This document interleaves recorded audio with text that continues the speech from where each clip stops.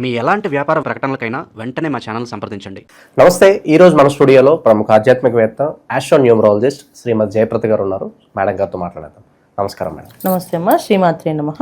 So September మాసం విశేషంగా తులారాశికి ఏ విధంగా కలిసి రాబోతుంది, గ్రహణం తాలూకు ఇంపాక్ట్ ఎంతవరకు ఉంటుంది, ఓవరాల్గా ఎలాంటి జాగ్రత్తలు పరిహారాలు చేసుకుంటే బాగుంటుంది?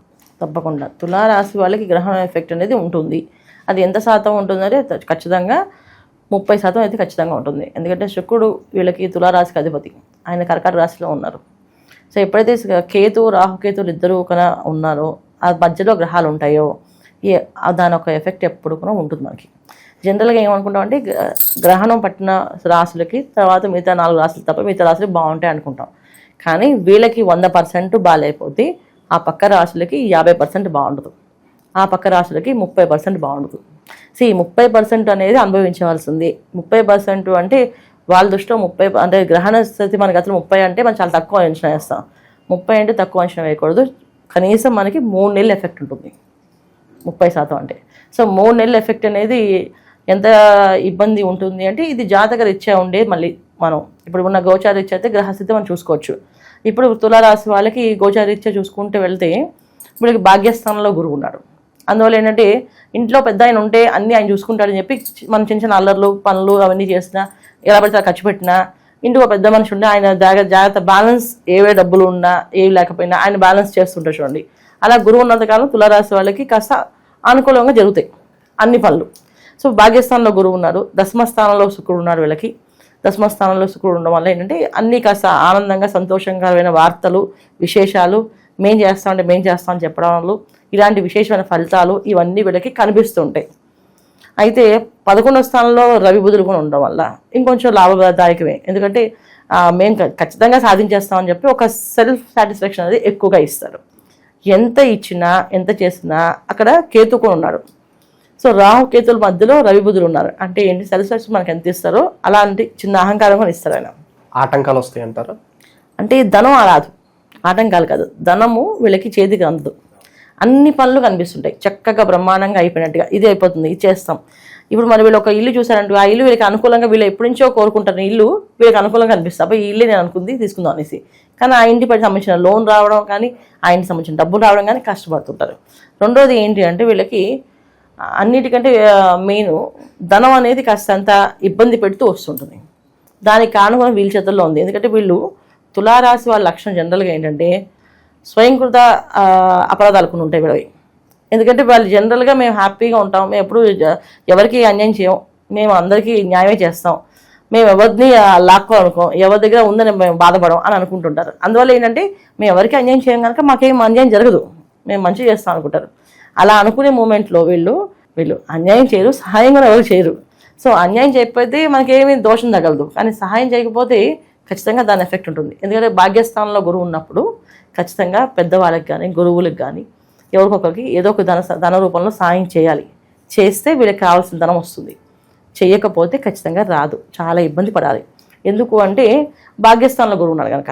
సో అలాగే దశమస్థానంలో శుక్రుడు ఉన్నాడు. శుభగ్రహాలు 2 కూడా భాగ్య దశమస్థానంలో ఉన్నారు. ఎప్పుడైతే శుభగ్రహాలు ఉన్నాయో మనం ఎంతో కొంత ఇప్పుడు దాకా చేసే లైఫ్ వేరు, ఇప్పుడు దాకా నడిచేది వేరు. కానీ ఇప్పుడు నుంచి ఈ మాసం నుంచి మనకి రేపు వచ్చే ఉగాది వరకు కొన్ని విషయాల్లో వీళ్ళకి మార్పులు చేర్పులు జరుగుతాయి. ఎందుకంటే గ్రహణం ఒక ఎఫెక్ట్. సో గ్రహణం అనేది మనకి 3.5 గంటల సేపు రావడం అనేది ఎప్పుడూ లేదు, వచ్చింది. అది చాలా విశేషమైన ఫలితాలను ఇస్తుంది, అలాగే చాలా విశేషమైన ఇబ్బంది పెడుతుంది. ఫలితం వస్తుంది, ఇబ్బంది వస్తుంది. ఎవరికి ఫలితం వస్తుంది అంటే జన్మ జాతకంలో యోగమైన కారణం ఉంటే, యోగకాలమైన కాలం ఉంటే వీళ్ళకి దశ యోగం కానీ తర్వాత వింశోద దశ కానీ లగ్నం కానీ బాగుంటే ఖచ్చితంగా మంచి ఫలితాలు ఇస్తుంది, లేకపోతే చెడు ఫలితాలు కూడా కనిపిస్తాయి వీళ్ళకి. సో అందుకే మనం చేసుకోవాల్సింది ఏంటంటే దీపం ఉండగానే ఇల్లు చెక్కబెట్టుకోవాలంటారా. సో అలాగే వీళ్ళకి గురువు శుక్రుడు ఉన్నప్పుడు మంచి పనులు చేసే అవకాశం, మంచి పెద్ద వాళ్ళతో పరిచయాలు అవుతాయి. ఎంత పెద్ద వాళ్ళు పరిచయాలు అవుతారంటే వీళ్ళ స్థాయి మించిన వాళ్ళు పరిచయాలు అవుతుంటాయి. అలాంటి వాళ్ళు మనం కరెక్ట్గా వాడుకోకపోతే ఇంకా ఉపయోగం ఉండదు కదా. వాళ్ళు వెళ్ళిపోయిన తర్వాత మనం చేయలేము. ఎందుకంటే వీళ్ళకి పరిచయం అవడం కాకుండా వీళ్ళు ఏం చెప్తా చేస్తారు, వీళ్ళు చెప్పింది చేయడానికి కూడా వాళ్ళు సిద్ధంగా ఉంటారు. అలాంటి సిద్ధం ఉన్నప్పుడు నువ్వు వాడుకోలేదు, అప్పుడు భగవంతుడు ఎందుకు ఇస్తాడు? ఖచ్చితంగా ఇవ్వడు.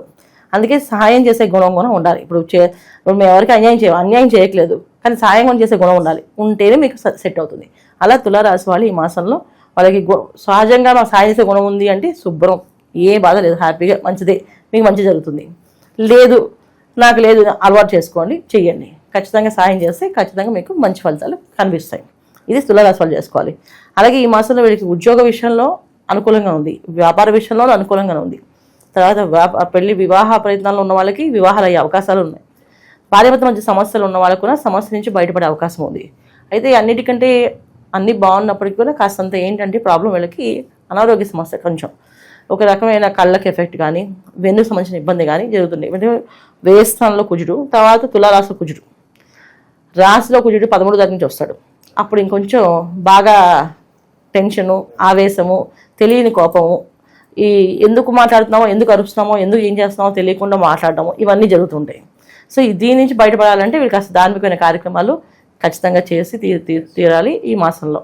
సమాజంలో మాకంటూ కొంత పేరు గుర్తింపు కావాలని ఎక్స్పెక్ట్ చేస్తూ ఉంటారు, వాళ్ళకి ఎలా ఉండబోతుంది? ఇప్పుడు వచ్చే అవకాశం ఉంది ఖచ్చితంగా. అదే చెప్తున్నాను, పెద్ద పెద్ద వాళ్ళతో పరిచయాలు, పెద్ద పెద్ద వాళ్ళతో వీళ్ళకి స్నేహాలు, వాళ్ళు వీళ్ళ మాట వినడం, అంటే నువ్వేం చెప్తే చేస్తా అంటాం.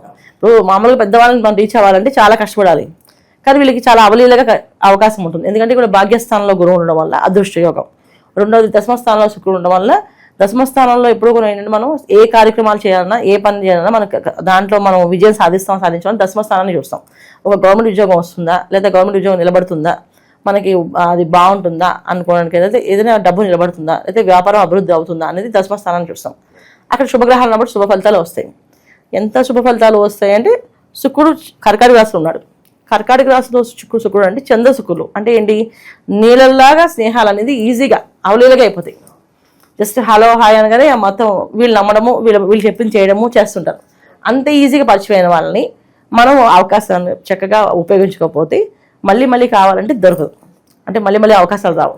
వీళ్ళకి వచ్చే యోగాలని వీళ్ళు దాన్ని గుర్తించి దాన్ని పట్టుకోవాలి అంటే వీళ్ళు ఒక గురువుల సాయం తీసుకోవాలి. సో గురువులు సాయం చేయాలి, గురువులు చెప్పింది వినాలి, లేదా వీళ్ళు ఎవరైనా ఆరాధించే దైవం ఉంటే ఆ దైవాన్ని సేవ చేసుకోవాలి ఎక్కువగా. ఇక గోచార పరంగా ఇప్పుడు మనకి బాగుంటే బాగుందని చెప్తున్నాం, బాగోకపోతే బాలేదని చెప్తున్నాం. బాగుంటే మేడం మీరు బాగుందని చెప్తున్నారు, మాకు లైఫ్ ఇలాగే ఉంది, కష్టాలు పడుతూనే ఉన్నాం, ఏం మారట్లేదు అంటూ ఉంటారు. ఏంటి తప్ప ఎక్కడ జరుగుతుంది ఓవరాల్గా చూసుకున్నట్లయితే? ఈ గోచార ఫలితాలు అనేది ఏంటంటే మొత్తం ప్రపంచం అంతా ఎలా ఉంటుంది అని చెప్పడానికి మొదటి గోచార ఫలితాలు. ప్రపంచంలో తులారాశి వాళ్ళు ఎంతమంది ఉంటారో అంతమందికి ఈ గోచార ఫలితాలు ఫలిస్తాయి, ఖచ్చితంగా ఫలిస్తాయి. అయితే ఏంటి అంటే 10% ఫలించవచ్చు, 5% ఫలించవచ్చు. కానీ జాతకం వీళ్ళకి జన్మ జాతకం అని ఉంటుంది, ఆ జాతకంలో మాత్రం 100% రిజల్ట్ ఉంటుంది. ఇప్పుడు మనం గోచార ఫలితాలు చెప్పిన వాళ్ళని పర్సనల్ జాతకం చెప్పలేమా, చాలా ఈజీగా చెప్పగలచ్చు. పర్సనల్ జాతకంలో వీళ్ళు చూపించుకుంటే వివాహం యోగం ఉందా, ఉద్యోగం యోగం ఉందా, అసలు వీళ్ళు డబ్బు సంపాదిస్తారా, అసలు వీళ్ళ చేతిలో డబ్బు ఉంటుందా, అసలు వీళ్ళకి ఆస్తి ఉంటుందా, అసలు వీళ్ళకి ఏమైనా పాపాలు శాపాలు ఏంటి పితృదోషాలు ఇలాంటివి ఏమైనా ఉన్నాయా, ఇలాంటి జాతకంలో వీళ్ళు పుడితే వీళ్ళు ఎటువంటి పరిహారాలు చేసుకోవాలి, ఆ పరిహారం నుంచి బయటపడాలంటే వాళ్ళు లైఫ్ లాంగ్ ఏం చేయాలి, ఇవన్నీ కూడా వాళ్ళ పర్సనల్ జాతకంలో తెలుస్తాయి. సో గోచారం పట్టుకొని ఇది ఎందుకు చెప్తాము అంటే ఉద్యోగరీత్యా బయటకు వెళ్తుంటాం కదా, రోజు బయటకు వెళ్ళే వాళ్ళు కాస్త శుభశకరాలు చూసుకుని వెళ్ళమని చెప్తాం కదా, అలాగా గోచార రీత్యా ఈ మాసంలో ఇలా ఉంది. ఇప్పుడు గోచారం రీత్యా మనకి జరిగే విషయాలు అన్నీ కూడా 100% జరుగుతాయి. పెద్ద పెద్ద వాళ్ళతో పరిచయాలు ఉన్నాయి చెప్పాం, కానీ వాళ్ళ జాతకంలో అలాంటి యోగాలే లేవు అండి. అయితే ఏం చేస్తారు, ఎవరో ఒక ఫ్రెండ్ వచ్చి ఎవరే మాకు పెళ్ళి ఉందిరా, పెళ్ళికి వెళ్తున్నాం, చాలా చాలా పెద్ద పెద్ద వాళ్ళు వస్తున్నారు అని చెప్పి అనొచ్చు. లేదా మనకు అందరికీ అర్థమయ్యే భాష ఏంటంటే సినిమా వాళ్ళ పెళ్ళి ఫిక్స్ అయింది, కుదిరింది, నేను వెళ్తున్నాను నాతో పాటు రాని. అలా వెళ్ళే మనిషి కెమెరామెన్ అసిస్టెంట్ అవ్వచ్చు ఏంటి, సర్వీస్ చేసే అసిస్టెంట్ కావచ్చు, లేకపోతే ఆ పెళ్లిలో ఒక అతిథిగా వెళ్ళొచ్చు కదా. ఇది కూడా వాళ్ళ జాతకం డిసైడ్ చేస్తుంది, వాళ్ళ జన్మ జాతకం డిసైడ్ చేస్తుంది. సో మా జాతకం యోగం లేదు కానీ గోచారం కలుస్తాను చెప్పాం, ఎలా కలుస్తారు. అలాగే అంత అవన్నీ కాదు, ఇవి పెద్ద పెద్ద వాళ్ళు పరిచయం అవుతుంది చెప్పాం మనం గోచారం ఇచ్చాం. వీళ్ళు ఏదో ప్లేస్కి వెళ్ళారు, అక్కడ ఒక హీరో వచ్చాడు, సెల్ఫీ ఫోటో దిగారు, పరిచయం అయినట్టే కదా. సార్ ఫోటో కావాలన్నారు, ఇచ్చారా, పరిచయం. మరి గోచార ఫలితాలు అలా ఉంటాయి తీసుకుంటే. నాకు జరగలేదు అనడానికి ఏం లేదు ఇక్కడ, ఆస్కారం ఖచ్చితంగా జరుగుతుంది. అయితే మనం చెక్ చేసుకోవడం, మనం ఏదో ఊహించుకొని మాకు ఇది కావాలి, ఇది ఈ ఫలితం ఎందుకు రాలేదు అనుకుంటే రాదు. గోచార ఇచ్చే ఫలితాలు ఎలా ఉన్నాయి కనుక దాంట్లో మనం ఎలా ఉన్నాం. ఒక సాఫ్ట్వేర్ ఎంప్లాయీ ఉన్నారు, ఆయన సాఫ్ట్వేర్ కంపెనీ నడుపుతున్నాడు, ఆయన ఒక పెద్ద వాళ్ళతో ఎప్పటి నుంచో ఒక అపాయింట్మెంట్ ఇవ్వాల్సిన పెద్ద వాళ్ళు ఉండొచ్చు, వాళ్ళతో ఈ మాసం వాళ్ళు ప్రయత్నం చేస్తే అపాయింట్మెంట్ ఇవ్వచ్చు, వాళ్ళు కలవచ్చు.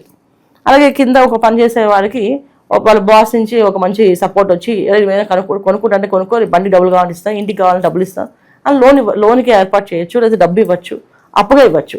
ఇవి కూడా జరుగుతాయి. అయితే దీన్ని మనం తీసుకొని మాకు ఎందుకు జరగట్లేదు అంటే మీ జాతకాన్ని చూపించండి. మీ జాతకంలో ఏ యోగం ఉందో చూసుకోండి.